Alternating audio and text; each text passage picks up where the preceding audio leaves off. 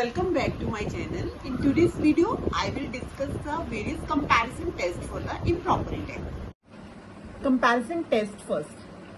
So first comparison test, if 0 is less than equal to fx is further less than equal to gx for all x, then first a to infinity fx dx converges. If a to infinity gx dx converges, that means fx will be the convergent if gx is the convergent. And second is a to infinity gx dx diverges if a to infinity fx dx diverges. That means if this condition is given, so that we will say fx or gx convergence or divergence according to this one. So this is a comparison test 2.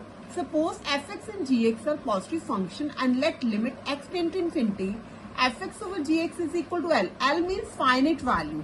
Then we can say the improper integral a to infinity fx dx and a to infinity gx dx converge or diverge together. That means both have the same nature.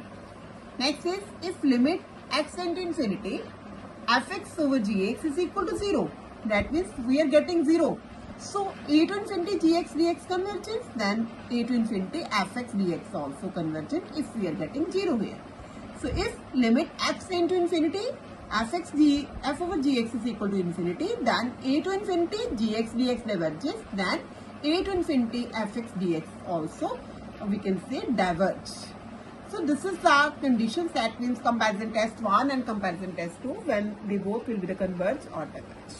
This is a one useful comparison test for the improper integral. If a to infinity dx over x raised per p, where a is greater than 0, is convergent at infinity if p greater than 1 and divergent at infinity if p is less than equal to 1. This is very useful comparison test used for the checking the improper integrals convergence or divergence.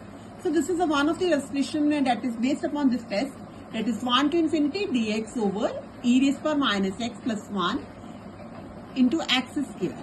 We have to check the convergence or divergence of this improper integral. So the solution will be like this. Let fx, we are taking in this function, we are taking fx and gx. Gx we are taking x raised power n, like we can take gx is equal to 1 over x square, and fx is this function, that means e raised power minus x plus 1 and x square. So this is that means algebraic function, we can take it as a gx. Then according to the rules, limit x tend to infinity, fx over gx we will calculate. Limit x tend to infinity, this is our fx and this is our gx. Whenever we are dividing, we are getting limit x tend to infinity, that is the answer will be 1. So this is the finite value as according to the rules, this is the L. So we can say both fx and gx have the same nature. Same nature means both either converge or diverge together. So how we will check the convergence or divergence? We will firstly take the gx. We will check the convergence or divergence of gx. So gx is 1 to infinity gx dx, that is 1 to infinity dx over x square. We will use this test x power p, that means here p is 2. So 2 is greater than 1. If p is greater than 1, we can say this is a convergent. So according to this above test, useful comparison integral test, we can say gx is a convergent.